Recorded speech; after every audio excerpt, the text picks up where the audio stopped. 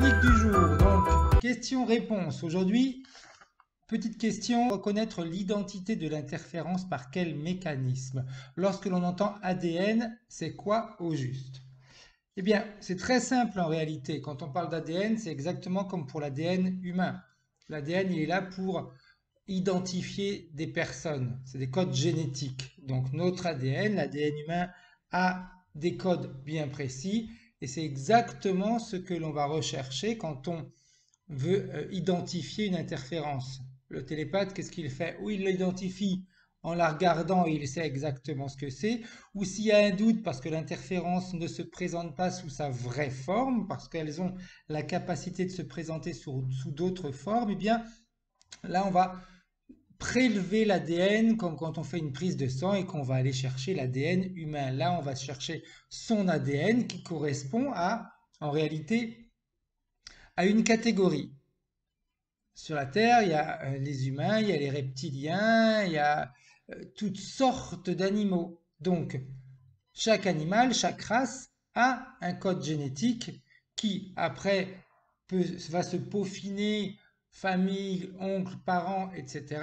Mais de base, on sait si c'est humain ou si ça ne l'est pas, si c'est un singe ou si ça ne l'est pas, si c'est un crocodile ou si ça ne l'est pas. Le code génétique, c'est ça, l'ADN. Donc, on prélève cet ADN et avec l'information, le code génétique dans cet ADN, on peut déterminer de quel type d'interférence il s'agit, si c'est une interférence reptilienne, draconienne, d'accord. Il y a plein d'autres, hein, vous le savez, là j'ai un trou de mémoire, mais il y en a plein d'autres sortes de, de types d'interférences, ok. Donc ça c'est important, les falconifères, etc. À partir du moment où on a déterminé l'ADN, ça nous permet de comprendre un petit peu à qui on a affaire, de quelle manière l'interférence va se défendre ou va se manifester durant la session. Donc, ça nous permet également d'ajuster en réalité notre comportement aussi. Donc, c'est très simple. Quand on parle d'ADN, c'est ça. C'est comme si on faisait un prélèvement, une prise de sang à l'interférence. On va analyser son sang et le code génétique va nous indiquer à quel type d'interférence on a affaire.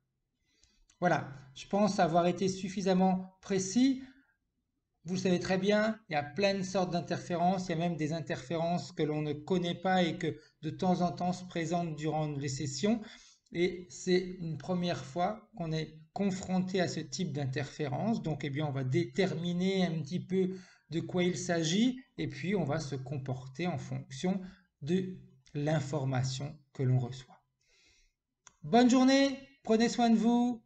On continue toujours avec la chronique du jour. Au revoir.